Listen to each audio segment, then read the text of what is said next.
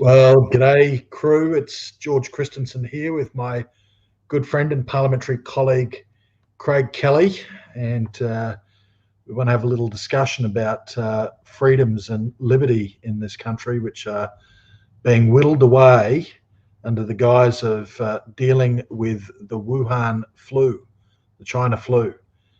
Craig, can you believe what we are seeing in some quarters of our country, particularly Victoria? Well, George, I was sitting in my office in Canberra on late, I think it was Wednesday afternoon, and someone sent me through this video with like urgent, you must have a look at this. And I turned it on and sort of started to play, and this lady was being, sort of looked like she was being questioned and arrested in her house. And then I heard I know you've got it up there. Maybe you want to play it first. Yeah, well, let's have a look at it, because that is quite alarming. This I think most this people video, in it, but you just need to look at the horror again. Australia in 20. Yeah, I own this house. There it is. There's a search warrant. Search warrant for what? Now, what I will explain to you is if you want to listen, you got your phone going? Yeah, I do, yeah. Right. Now, you're under arrest in relation to incitement. Incitement? Yeah. Now, you're not obliged to say or do anything, but anything you say or do may be given evidence. Excuse me, incitement for what? What on earth?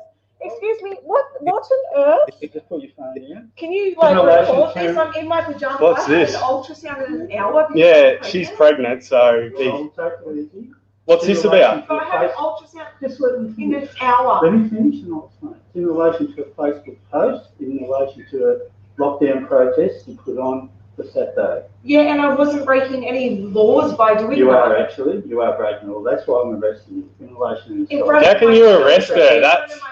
Children. Can't you just say to her, take the post down? Like, come on. I'm happy to delete the post. This is ridiculous. Right. Yeah. I have to give you each caution and rights. You understand? Yeah, that's fine. I'm happy to delete the post. This is ridiculous. That's fine. Getting evidence. You understand that? Yeah, that's fine. But my two kids are here. I have an ultrasound in an hour. I'm happy to delete the post. You also have the right to communicate with or to communicate with a legal practitioner. Do you understand those rights?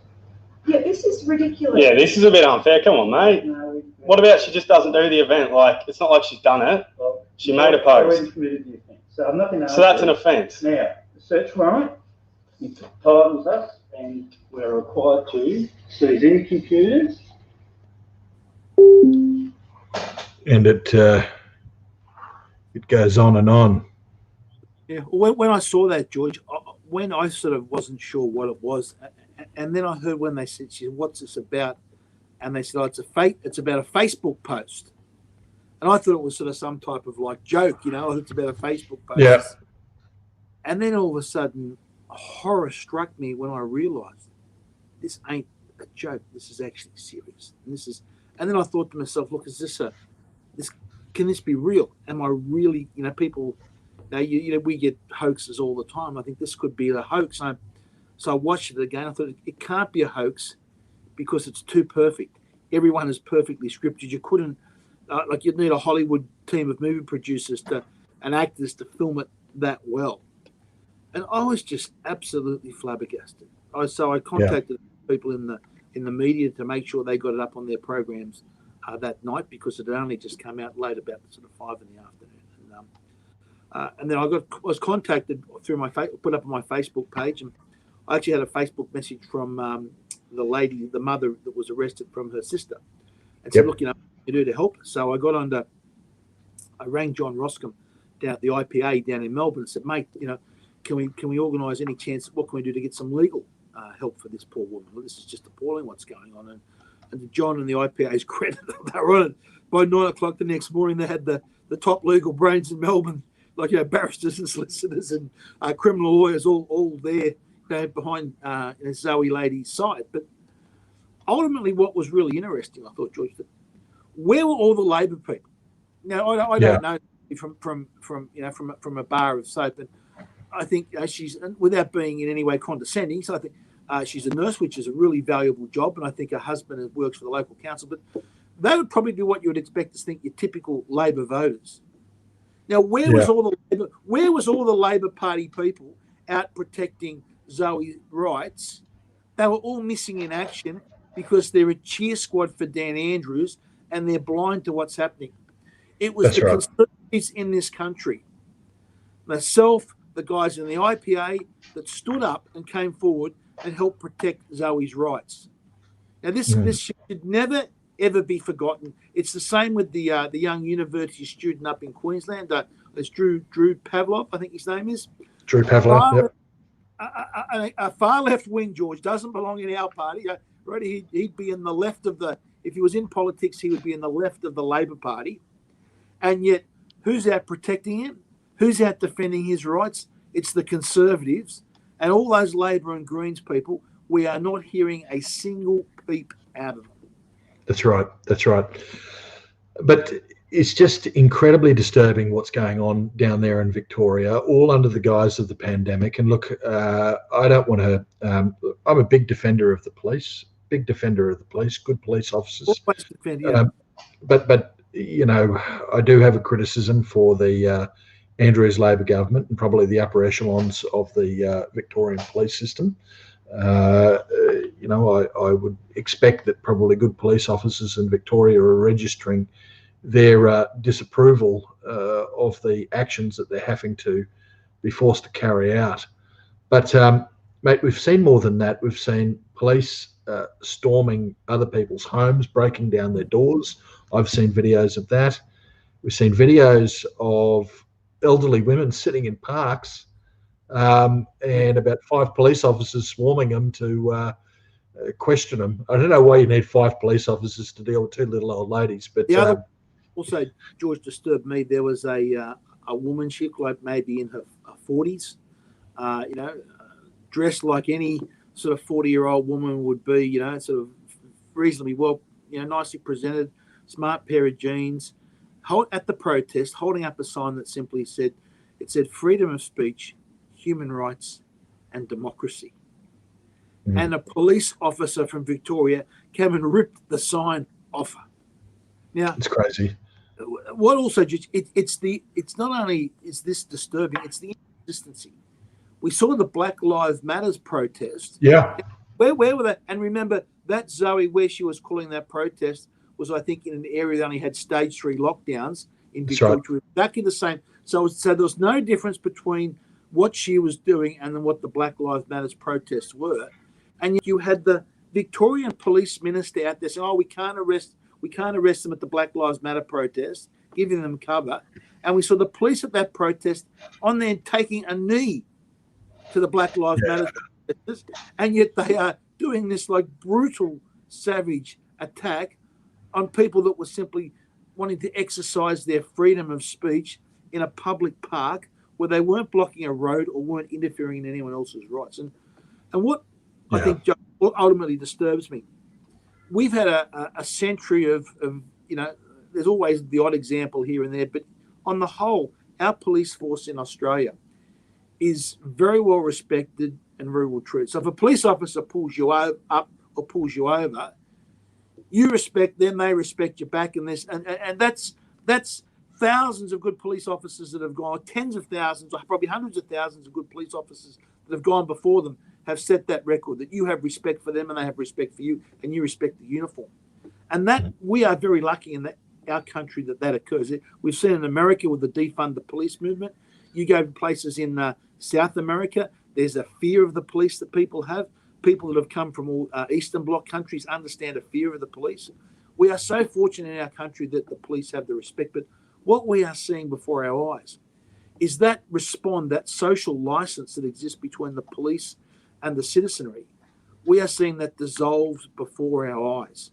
So when people now see a police uniform, especially in Victoria, they don't think it's someone there protecting society. They think it's someone that's after them.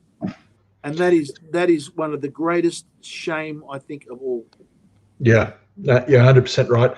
Even more disturbing, whether you love him or loathe him, Avi Yemeni is now a reporter for actually a quite reputable conservative news organisation out of Canada, Ezra Levant. I've met Ezra when I was in the USA. Rebel News, it's called. So Avi Yemeni is heading up the Rebel News reporting team in Australia. I think he might be their only reporter at the moment, but he was there at the protest that they had the other day covering it, and man, they crash tackled him. You know, and you got to respect, he's a reporter. He is a reporter, and he's been crash tackled in a protest where they rounded up a whole heap of people. And yet what happened with the BLM protests? They were violent protests, those ones. Yes. I saw the footage. We all saw the footage of the violence that happened. This is extremely worrying. On this, and also go ahead. Double standards of the media in Australia. Now, you remember there was a Black Lives Matter protest outside the White House, and the police came through and cleared it. And one of the Australian journalists was pushed or jostled, you know, because the police didn't. The minute the police said media, okay, that's fine. Okay, well, so now imagine if during that protest in the USA, one of the Australian journalists was tackled to the ground like Avi Yemi was. Could you imagine the screaming that we would hear from our mainstream media about how a journalist is treated? And yet we haven't heard a peep from the ABC or any of these left-wing journalists about defending their own profession. And this idea that, that's Avi Yemi, he's not a real journalist. Well, hang on a minute. What's a real journalist? Who's the judge of that? He works for a legitimate company. He earns his money. He earns his livelihood from running. His videos have his YouTube channel is huge. Right? Now, he's not a real journalist because he doesn't go from the ABC and he's not government sanctioned and it's not a cheer squad for the government. You need a journalist like Avi Yemi. He should be employed by the ABC to give them a little bit of balance. And so to see a journalist tackled and I think we'll see hell freeze over that day, mate. But anyway, seriously, why not? I know why not, but they won't. We know they won't. This is one of the great tragedies of our country at the moment. We have the ABC acting as a cheer squad for one side of politics, for the far left side of politics, and we are not getting a balanced debate. We're not getting balanced views. Where are the ABC talking about hydroxychloroquine? Well, let's get on to that because you had some interesting things to say about that. You had Chris Bowen, the Labor Shadow Health Minister, breathing down your neck for it. But let's just go. The wonders of technology. I'll see, Craig, whether I can play your speech. So just bear with me, ladies and gentlemen, because I'm using. There's a lesson. Here we go. I'll play it. Yeah. Just give me 1 second, and I'll bring it up on the screen.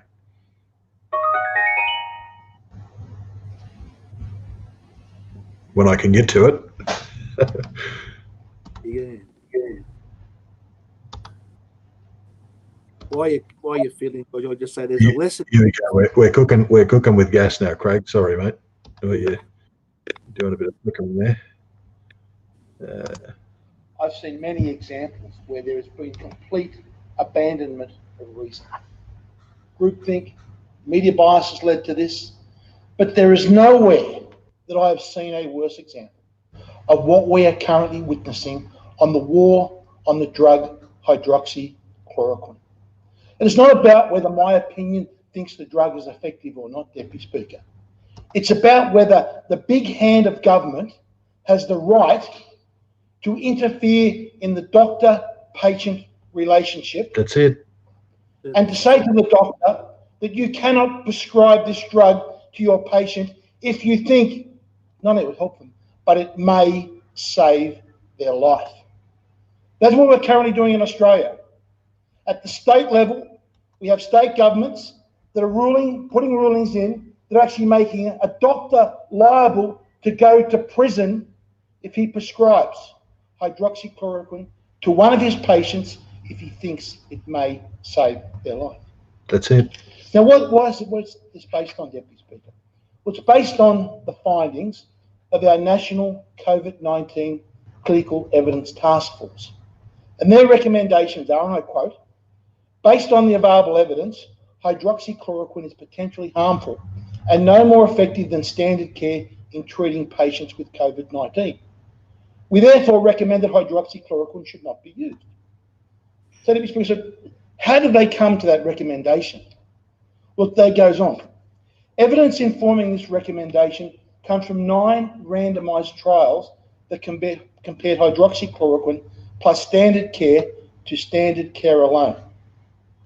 But Deputy Speaker, when you go and you look at those 9 trials that they looked at, not one of them looks at the way hydroxychloroquine, or the doctors that advocate for this drug, say it should be used.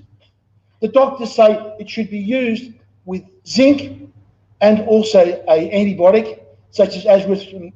Azithromycin is not easy to say, George. Yeah, that's right. That's right. That is how they advocate. Chloroquine's hard enough. It must be prescribed and taken. Let's get back to it. By the way, that mate, you went out in that speech to outline. You right? Sorry, I still had you going there for a minute. Keep it going. Yep, we're good. And that by the way, that speech has had over 2 million views on Facebook. I did see that. That's phenomenal, Craig. So, mate, you went to outline basically that it was flawed studies that they were relying on in which to nix hydroxychloroquine. Quite frankly, I'm not a medical expert. I see things out there for and against, and I probably, like you, end up thinking, well, hey, if a doctor wants to prescribe this as a treatment to a patient, why not? What's the big deal? I mean, we use this hydroxychloroquine to treat other ailments we have for ages, malaria, lupus, I understand a range of different respiratory ailments and immunodeficiency ailments. And surprise, surprise, Craig, have a look at this. Don't know if you've heard about this, COVID Shield. So this is a trial going on in this country. Yeah. This is a terrible drug that'll kill you. Have a look down here. So go back up here. If you're a healthcare worker at risk of COVID-19, there's now currently a trial. Anyone over 18 can participate. Click it if you're eligible. We scroll down here. What is the COVID Shield trial? The COVID Shield trial is looking to see if hydroxychloroquine, the medication under investigation, can help prevent COVID-19. The medication under investigation for this trial is already prescribed in Australia for conditions such as lupus and rheumatoid arthritis. This is being used in a clinical trial in this country for healthcare workers to help protect them from COVID-19. Why would we be stopping doctors from giving the same benefit to patients? It beggars belief. I don't understand it, mate. Okay. A couple of points, George. When the COVID Wuhan flu first broke out, there was a strong belief, and there was a couple of studies that showed that hydroxychloroquine and zinc worked. We had the comments by Dr. Zelenko. And what happened? All the doctors went and prescribed hydroxychloroquine to their doctor mates and all their doctors' families. So there was a run on hydroxychloroquine throughout the nation, from doctors prescribing it, in their own little sort of groups, and people that would get for lupus couldn't get the drug, so there was a shortage. So at that time, the ban actually made sense. So you're going to make sure that people could still get their hydroxychloroquine for lupus, and whatever supply was left, it was rationed to make sure it was given to very high-risk people with Wuhan flu. That ban made sense. Now then, Clive Palmer came in and stocked it up, but I know the minister was there saying we've got to get the stocks up. So when the stocks came up, there was no reason that ban should have been lifted to enable doctors to give the freedom to prescribe the drug. Now, there's actually unprecedented that you get these state medical bureaucrats coming in, because hydroxychloroquine is already approved as a drug and doctors already have the right to prescribe it for what's called off-label use, which is for other. That's right. So the rights were there for doctors to prescribe it, and yet we have these state government bureaucrats come in and override that. And in Queensland, as I said, it's 6 months in jail. So if a doctor read through all these studies and, geez, I think I can save someone's life with hydroxychloroquine and zinc, if they prescribed it in Queensland, they go to jail for 6 months. And that's crazy.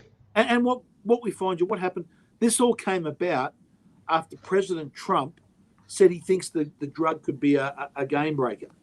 So because of that, we had all these hardcore Trump derangement leftist, syndrome. right?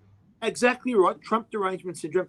They were determined not only to prove that Trump was wrong, that didn't work, but to show that this was a dangerous drug that no one should be allowed to have because Trump's a crazy person.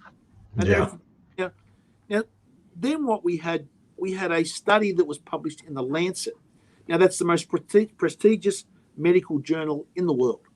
It was a big study, and they saw the numbers are in from around the world. They said hydroxychloroquine doesn't work and it's dangerous. Anyhow, a couple of weeks later, they found out that the study was fraud. They found out that the numbers behind it, people have actually just made, the bloke behind it had made the numbers up. He couldn't verify where he got it from. It was medical fraud that he put this study out there. And then they retracted it. And what happened in that time, many countries that were actually allowing hydroxychloroquine to be prescribed to COVID patients stopped on the basis of that study and went for 3 weeks where they wouldn't give people hydroxychloroquine. And then after the study was found out to be fraud, they reinstated it. Switzerland and Panama were classic examples. And you can see on the graph, when they stop giving the hydroxychloroquine, the death rates go up. When they started giving it again, the death rates go down. So the people behind that study that was in the Lancet, they are guilty of manslaughter because their fraud has cost people's lives. So that wasn't enough. Then we had another study, George. This is called the recovery trial in the UK. And all our determinations are based upon that recovery trial. But what they did, they poisoned the patients with an overdose of hydroxychloroquine. I know people would think that's actually amazing. And when I first read it, I checked it and double-checked it. But it's exactly right. They gave them 2,400 milligrams of hydroxychloroquine in the first 24 hours. Now, if you go to the medical literature, the French medical literature, it says anything above 1,800 milligrams to someone that's 75 kilograms is considered an overdose. And they should immediately be taken to hospital if they're taking it. So under this study, they gave elderly, sick, and frail people an overdose of hydroxychloroquine at rates that they know will kill them, and 27% of them died. And they go, oh my God, this is a terrible, dangerous drug. We've got to stop everyone around the world using it. This is the greatest scandal that I've ever come across. Because what that hydroxychloroquine ban has done, if you have the drug prescribed and you're allowed to be prescribed in the way guys like Dr. Zelenko recommend, you don't need the lockdowns. You don't need to close down your economy. You don't need to have all these extra deaths that we're seeing, not only from COVID, but also these extra deaths we're seeing from people from self-harm and businesses going into bankruptcy. None of that, George. All the pain and suffering we're seeing could be stopped. But these lies that have been told about hydroxychloroquine. And then study after study after study after study. There's one only out last night. It's a study out of France, and it looked at all the medical evidence, and they have concluded that hydroxychloroquine and zinc and azithromycin are the best therapeutic treatments that we have at the moment. So I've written again today. I've written to the Chief Medical Officer, the Deputy Chief Medical Officer, the head of the COVID task force, giving them this evidence and say they must immediately decide, and they've got to go back and say their recommendations were wrong. Don't care about, egg on face or loss of reputations. Say you're wrong and give the freedom back to doctors to prescribe it. And we can open the country. We could get on with things and we could save people's lives. Yeah, mate, it beggars belief that we're in this sort of crazy new world, and I don't have a tinfoil hat on, mate. I'm not a conspiracy theorist. Well, this is what yeah, go on. Blokes like Chris Bowen come into the Parliament, and he attacked not only me and you, but he attacked 3 highly ranking medical professionals from around the world. That's right. Chris Bowen has no medical experience whatsoever. Attacked Professor Harvey Risch, a professor of epidemiology at Yale Medical School, basically saying he was a crank and under investigation. He attacked Dr. Govinda Gill, the lady Canadian doctor, with a magnificent doctor that has sort of spoken out on this. He attacked her under parliamentary privilege. Yeah, gutless. And this bloke's Labor's shadow health minister. Like his shadow health minister, he should be looking at the evidence and questioning government policy. Instead, he's just engaged in groupthink. And I'll tell you, sorry, Judge, Chris Bowen is going to end up with egg on his face because the evidence, there are more and more clinical trials throughout the world. Those countries that are banning hydroxychloroquine are in the minority. The majority around the world, if you contract COVID, you can get access to hydroxychloroquine. The studies show it reduces your risk of hospitalisation, risk of your death, and yet here it's banned. We are in a minority in Australia. It is the tinfoil hat brigade that are running the anti-hydroxychloroquine line and are in denial about the evidence and the facts. So what I was going to say is that, there's an old saying that they reckoned either Kissinger come up with or Churchill, and that was, you never let a good crisis go to waste. And while I'm not a conspiracy theorist, mate, there are a lot of political opportunists that are not letting a good crisis go to waste because it fits in with their ideology, fits in with their narrative, fits in with their popularity. And to me, it's being aided and abetted by the media. I mean, you've been pilloried through the media, through the fake news media, for supporting a doctor's right, which has always existed, right?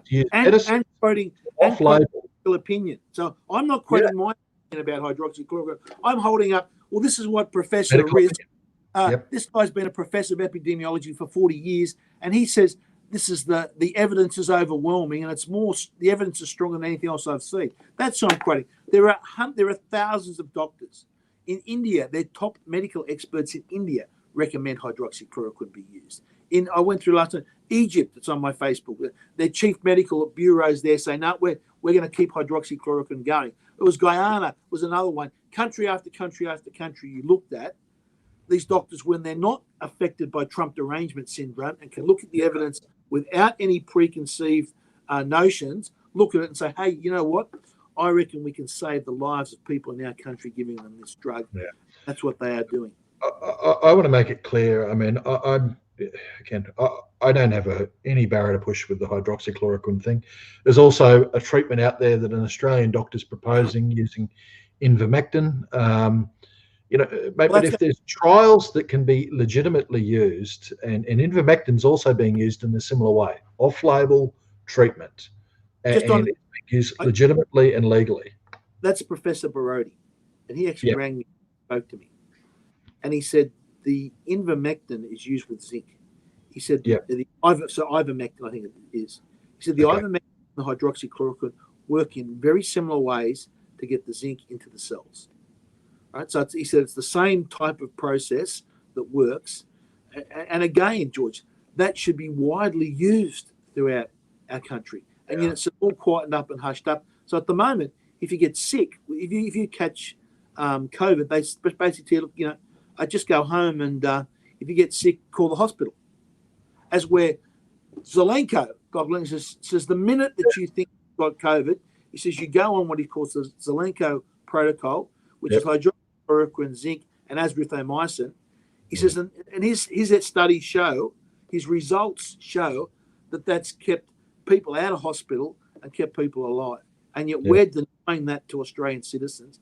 And I just think that is absolutely shocking.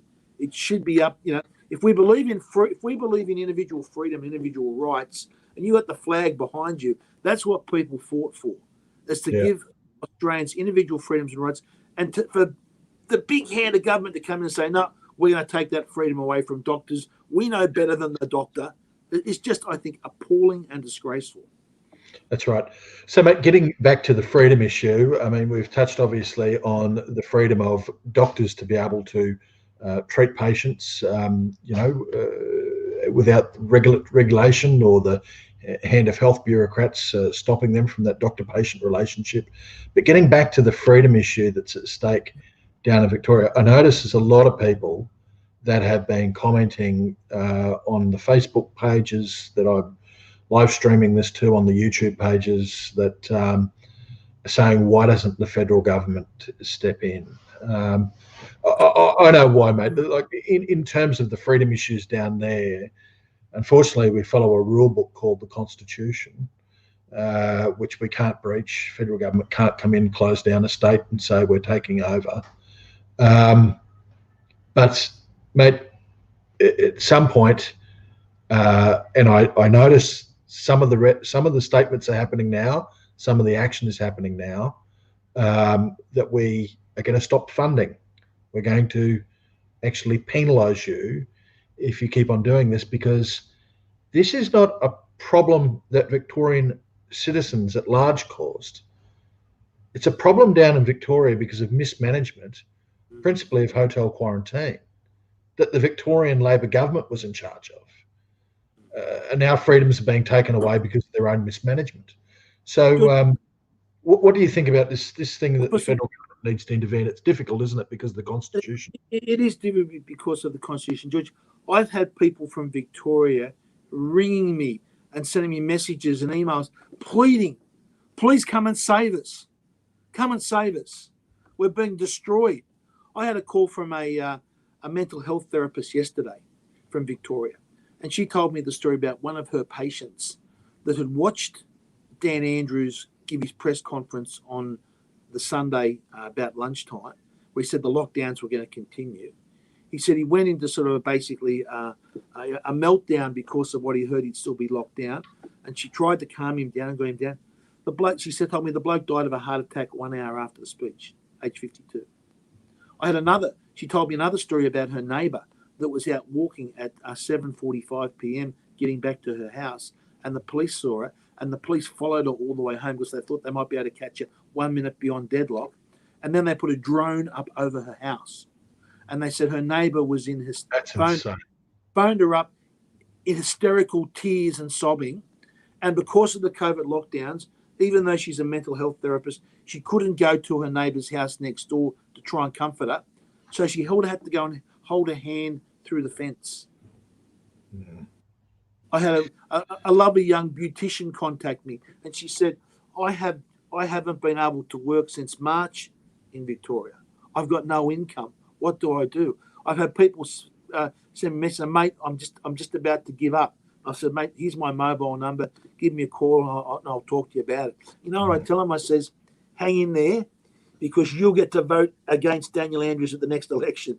So that's, if you want some motivation to keep going and keep fighting, show at the next election, go out there and campaign against this lunatic, campaign against his draconian policies. And then the bloke sort of went away and sort of said, well, yeah, maybe I've got something to continue on for. But you're right, George. There's little that we can do at the federal level other than staying to holding money. But then there's nothing to stop Andrews under the Constitution from selling state government bonds, Victorian state government bonds, selling them all to the Chinese and getting in debt to selling bonds. You know, he can sell as many billions of dollars worth as he could of government bonds to the Chinese to continue to put that into hock to keep everyone locked down. What it needs, I think, George, it needs every Victorian to contact their local Labor MP, state or federal. Absolutely. Hey, you know what? Should say, I am never, ever going to vote Labor again. Never. And at the next election, I'm not going to vote for you, but like I did at the last election, but I'm going to actively campaign against you as a Labor member that didn't stand up to Dan Andrews. Now, right. I know the Labor MPs down there are factional hacks that have no individual thought or don't act individually, but surely some of the factional bosses that run the Victorian Labor Party down there, surely they've got to see what the damage that is being done to the state. And if they want to stay in power as the Labor Party, they've got to get together and they've got to have a vote. They've got to remove Andrews, send him off on a holiday, send him off to go visit the Great Wall of China, or send him down to Antarctica, thank him for what he's done, because he's been working, he's doing these press conferences, like 2-hour-long press conferences, like 50, 60, 70 days in a row, send him off on a holiday, put someone else in that can actually look at the evidence, look at the facts, look at the science, and listen to the doctors. Remember, you've now got 600 doctors in Victoria saying the lockdown is having worse effect than what it's achieving. 600 doctors. You say you go to the doctor for a second opinion. Well, how do you have the second opinion of 600 doctors and you just ignore them, and you say, I have a supercomputer. The supercomputer told me. Like, the bloke has lost it. He's lost his money. That is insane stuff. All right, mate. Well, look, let's wind it up. Message to all of those that are suffering in the new People's Republic of Victoria. Other Aussies are certainly thinking of you. I'm going to say I am so glad that I am not a resident of Victoria and resident of Melbourne right now. Craig, I don't care about this being published. If I was down there, I tell you, I would no longer be a member of Parliament right now, because I would be arrested for a crime that's convicted by more than a year. I would not abide by the laws. I would not abide by the laws, because some of them are just absolutely and utterly wrong. My heart does go out to those who have actually been arrested. What you do, George, you would challenge those laws, right? Because there's a real question whether some of those laws actually, there's a good argument we have implied freedom of speech in our Constitution. A lot of scholars, a lot of constitutional scholars have argued that if someone took these laws to the High Court, the way they're banning you from speaking or banning you from standing there with a protest sign, I think you'd have a darn good chance of winning. Mm-hmm. Well, here's hoping, because common sense needs to prevail in this situation, and so does freedom. Thanks very much, mate. It's good to have you here. I do this irregularly, this little live stream, and it's good to have the public interaction as well. We've had a lot of that. Thanks very much, Craig. Thanks, George. All the way. By the way, what's the weather up there today in Queensland? What's the weather? Mate, it actually rained a little bit in Mackay, so that's a bit unusual for this time of year, but good nonetheless. Very good. Okay. Take care, George. Thank you, mate. Cheers. Regards to everyone up in northern Queensland. Bye, Craig. Cheers.